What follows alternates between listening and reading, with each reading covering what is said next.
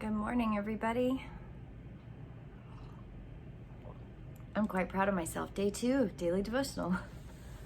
So I want to thank a beautiful group of people from last night who participated in a lovely new thing that some of them have never done before. And also to Jack, because as I am stumbling through my explanation of Daily Devotional and what I'd like to do, he kept saying, well, you could just do it on YouTube Live. You could just do it on YouTube Live. And I went, okay, universe, I'm getting the picture. I got it. So this morning I hit the little button on my phone, and it takes 24 hours for that stuff to kind of get going. So hopefully by the end of the week, I will be on YouTube Live in the mornings, Monday through Friday, for Daily Devotional. We will see. It's a new thing. We're going to try it.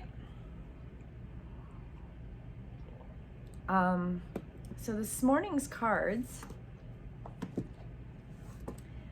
I started with Nightingale. That's the first card that came up. Nightingale in the Wild Unknown Animal Spirit Guidebook. Let's look at the Nightingale. Nightingale. Isn't that beautiful? I love the art on that. Fearless voice, speech, communication, or song. By the way, there's a theme in all three of these. I do not sort the cards. Like, they just come up on their own. So I think it's pretty cool. Song of the Nightingale is otherworldly. This simple brown bird, almost unnoticeable among the flashy plumage of other birds, transports its listener to the realm of poetry. Nightingale energy is with us when we write, compose, especially when we sing. It reminds us that music heals the deepest wounds. This card indicates a need to open the bridge between the heart and the voice. Is there something you need to say? How long has it been since you sang? Turn it up, write it down, let it out. When in balance, they sing, you speak freely with kindness. When out of balance, shy, lump in the throat. To bring into balance, music. I had a dream recently where I was dancing, and it was the most beautiful, wonderful dream.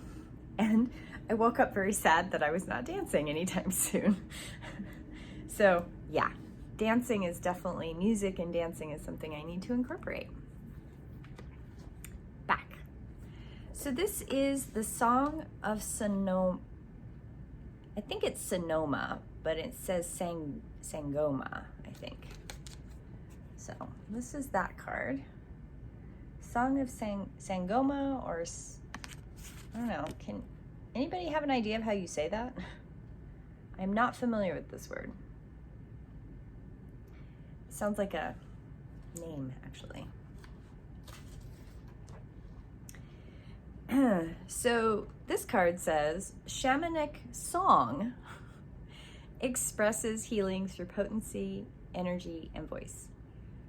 Receiving a personal song from the spiritual dimension can be an experience of sacred mirroring, allowing the recipient to feel deeply seen and acknowledged. Spirit song may manifest literally as music or symbolically as a song in the form of a poem. Healing song can signify a therapeutic initiation or a shift has taken place. The Sangoma healer singers of South Africa receive initiation and training, the beginning of which is typically triggered by an extended period of suffering. During this time, the initiate learns how to navigate the spiritual realms and face the challenges inherent in such experiences. This is the key piece that I'm loving. The oracle speaks of the hidden initiations that we encounter in our lives, dressed up as difficulties that catalyze the soul growth. There is a temptation to become self-critical or judgmental of the world when we appear to encounter more obstacles than triumphs in our lives. Yet at the appropriate moment, there will be a realization that what has unfolded is a spiritual preparation period, which perfectly equipped you for the expansion into a greater sphere of expression. If you are working through a troublesome time, particularly if the issue is long-standing, the oracle speaks of your soul's ability to outgrow this phase of your life. Your future will not be bound by the struggles you are grappling with. Your path will be enhanced and empowered through what you are currently learning, and the efforts you invest now will repay in tremendous dividends. This oracle reminds you not to do everything on your own. Allow yourself to be supported by those who understand what you're experiencing and have compassion for your journey. This will allow for a collective process, being supported by you on a soul level through you without causing undue confusion or stress. I love it. And then it goes into saying the Sami people, indigenous to large northern regions of Norway, Sweden, Finland, portions of Russia, process a potent ancient lineage of shamanic musical expression. Through their traditional music practice known as jodling, a person, spirit, animal, or place is expressed or reflected in song. I know I'm not saying that right, so please don't crucify me.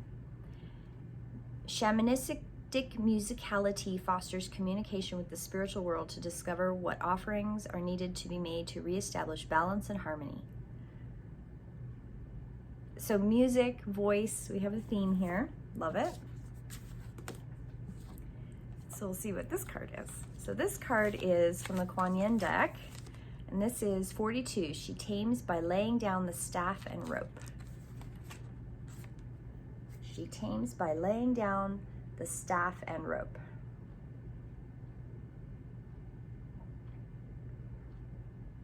There is something that you want to attain, a situation exists you would like to change.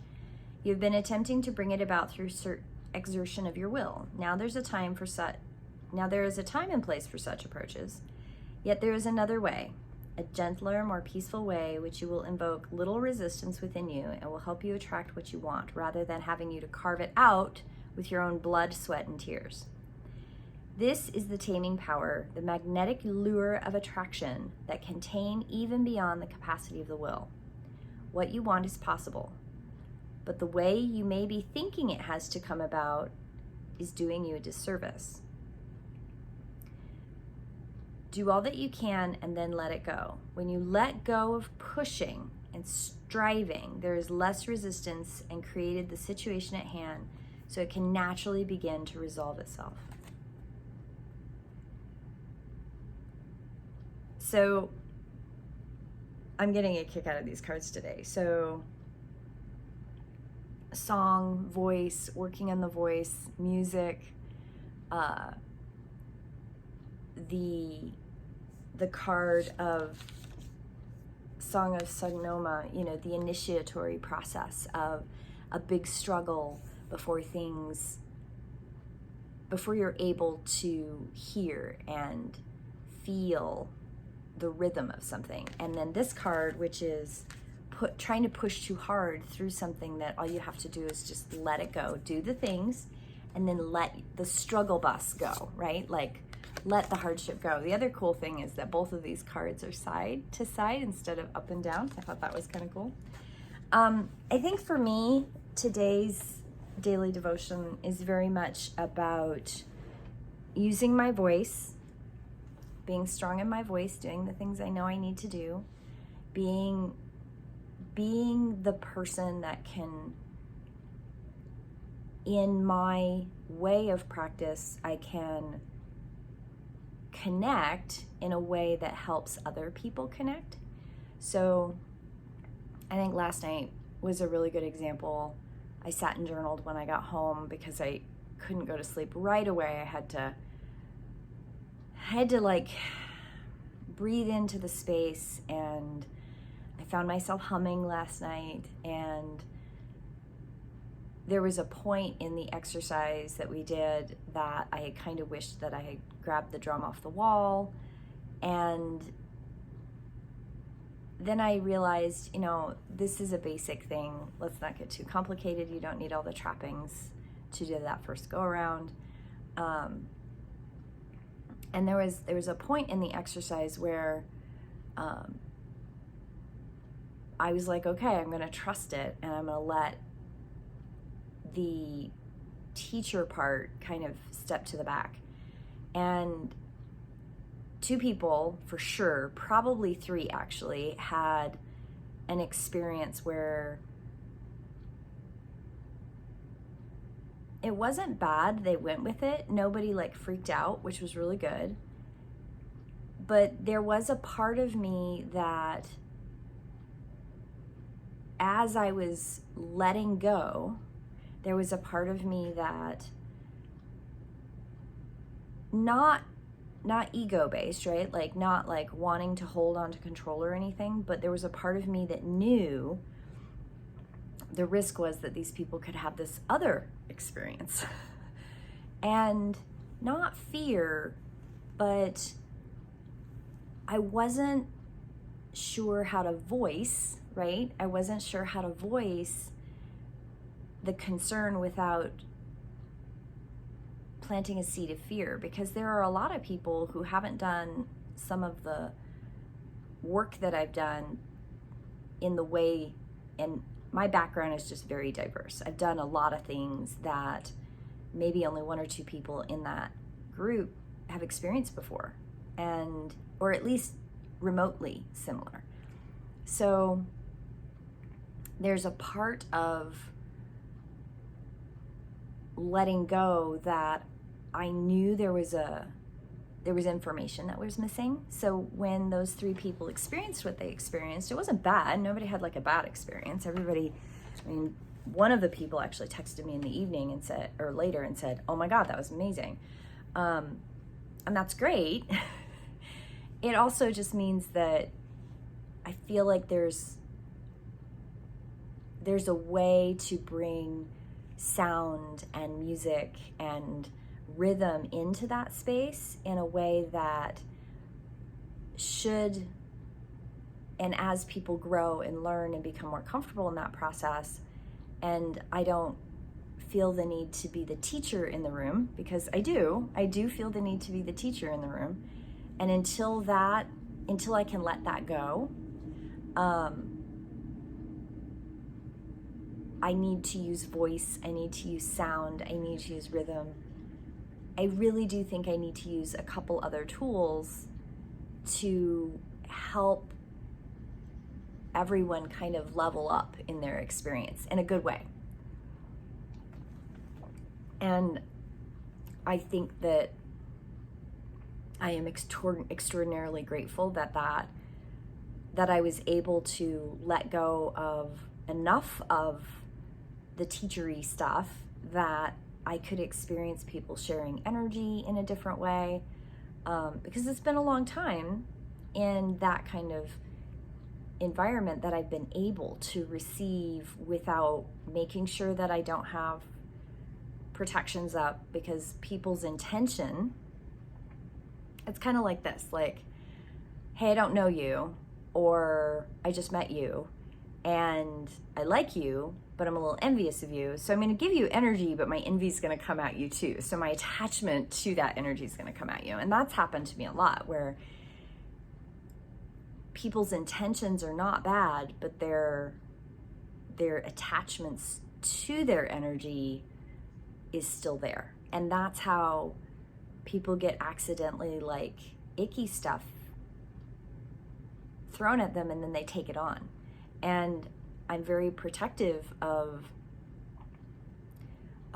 myself, not because I think anybody intentionally ever wants to hurt me. Matter of fact, if they do intentionally want to hurt me, that's where I kind of get a hiccup, aka yesterday's bullying conversation. Like I don't think people intend to be mean until I realize, oh yeah, they are being intentionally mean. That's awful.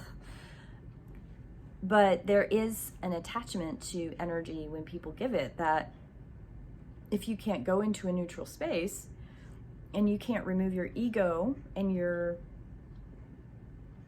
attachment to what you're sending. And I've had it happen to me where I didn't realize that there was an attachment to somebody's energy that they were giving me. You know, I knew that the intention was well, I knew that they meant well, I knew that their heart was in it, but that's the problem. Their heart was entangled in it. And then I spend days, sometimes weeks, trying to figure out why it doesn't feel quite so good. And then learning how to cleanse out these different kinds of attachments, right? And because I'm a highly sensitive person, both physically in my meat suit, earth suit. Sorry, Susan, I'm working on it. On my earth suit, I'm a highly sensitive person. I'm also spiritually very much a sensitive entity that I have worked my whole life trying to figure out how to human, and at the same time hold the authenticity of who I am with integrity, because there was about 12 years there in the middle that I didn't know or think or know how to hold on to who I am as an entity with integrity and still do the humaning thing, because I'd been manipulated and I was trying so hard to just do the human thing. So I'm very careful when I accept energy from people, and I caution people to be careful. I don't mean to ever caution someone in the sense that I want them to be afraid, but this is the other side of it. I think of my son Thor, who just had a birthday. Happy birthday. He was the child that, Thor, that's hot, don't touch it. And he would go, okay, it must be hot, I'm not going to touch that. I didn't have to explain other than that's going to be hot. I didn't have to tell him that's going to hurt. You don't want to do that. His brother, Taliesin, or Tal, is a totally different person. He was the, please don't touch that. And he would look at me and he'd reach over and he'd touch it. And then he would be hurt and he'd be upset. So I learned that Taliesin needed explanations like, Taliesin, don't touch that. It's going to hurt. You're going to burn your hand.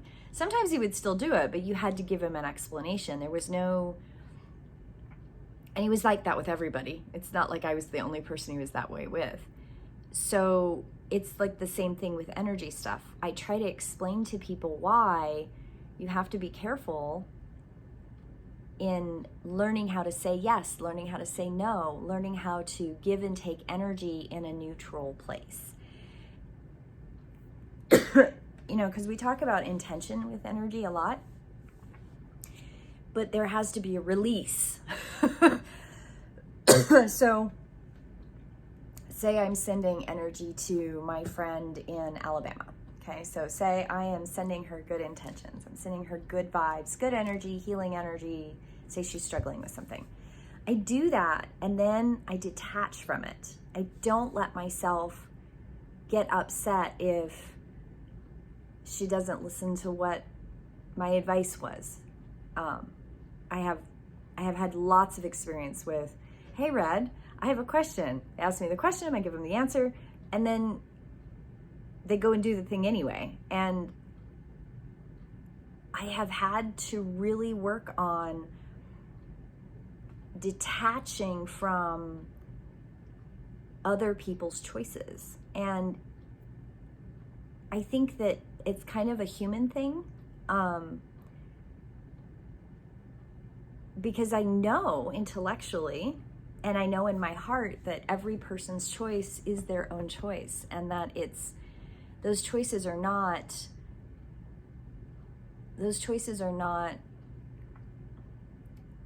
my responsibility. And I've known that my whole life. My biological mother spent a great deal of time trying to make me own other people's choices. I don't do that anymore. But that doesn't mean there's not a knee-jerk reaction to do that at some point in the journey, because I've totally had that.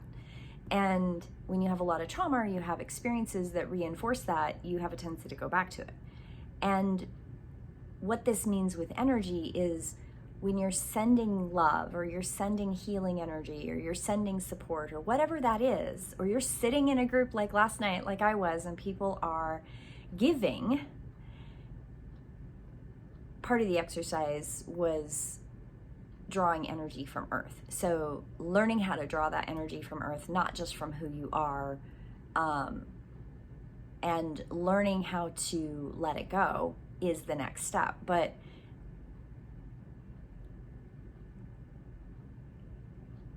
for me, in a group of people who've never worked together before, to accept energy was difficult because I had to let down those teacher barriers, which means I had to allow it to flow. And I also had to trust that if there was anything attached to that intention, I had to let that release. I had to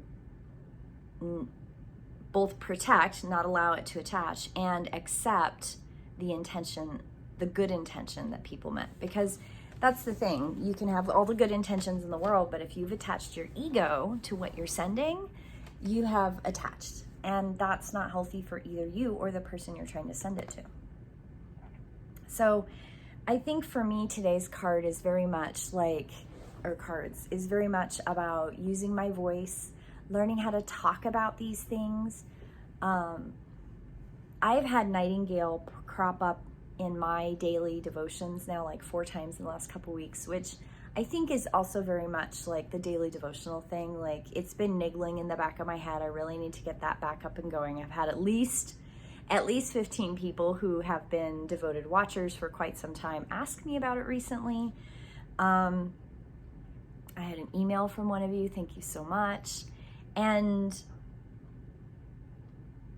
that plus the pushing, like, I've been really wanting to push to have daily devotional, the process. I wanted to have it all done so it would just propagate Facebook, Instagram, YouTube all at one time. And Jack, bless his soul, was just amazing. He was so gentle about it.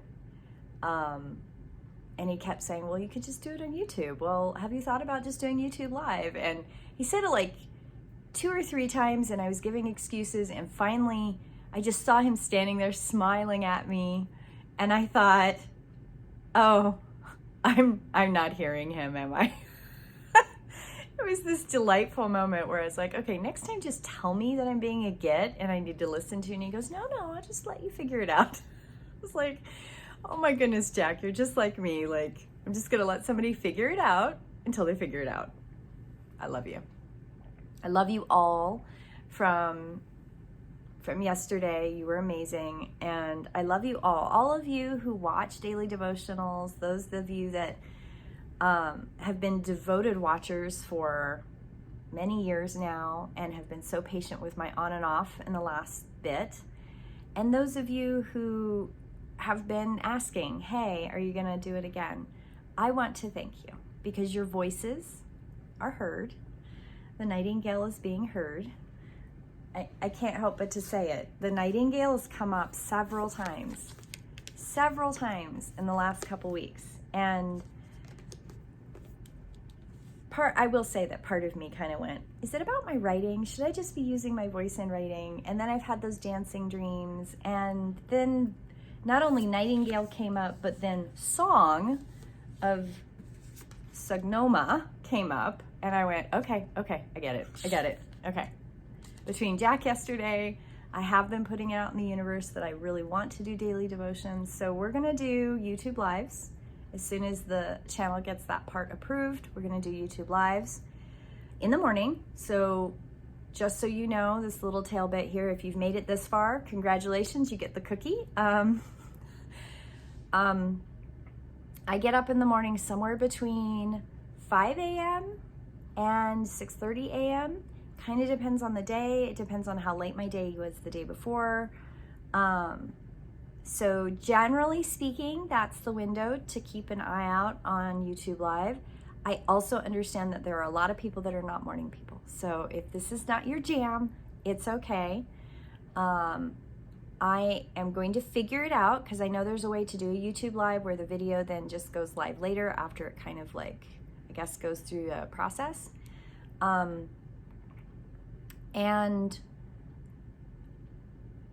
the other thing that came up, not yesterday with YouTube Live, Jack did not mention this, another friend of mine mentioned it, and I won't say her name because I don't know if she's okay with that, but she mentioned that there is a way to do YouTube where people can donate, and that donation can actually support like an app that I could afford to get to then do YouTube, Facebook, and Instagram all together. So these are all things that are coming kind of in my thought process. I'm just trying to work through them. Some of this is new for me and I just need to get on the bandwagon and research it.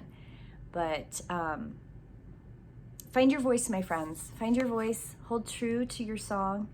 Say the things that you need to say. Don't be afraid of it.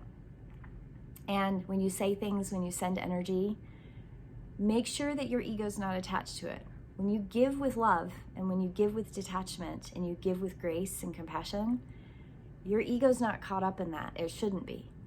So if that person chooses to take the energy, that's okay. And if they choose to take the energy and run and do the opposite of what you suggested, that's okay too, because that's their choice. That's their choice, that's their blueprint, that's their life. That is not a reflection on you doing a bad job as a friend. It's not. So I hear my laundry beeping at me, and Astra says hello. She's nicely here on my lap. And have a beautiful day, my friends, and I will see you in prayer. Blessed be.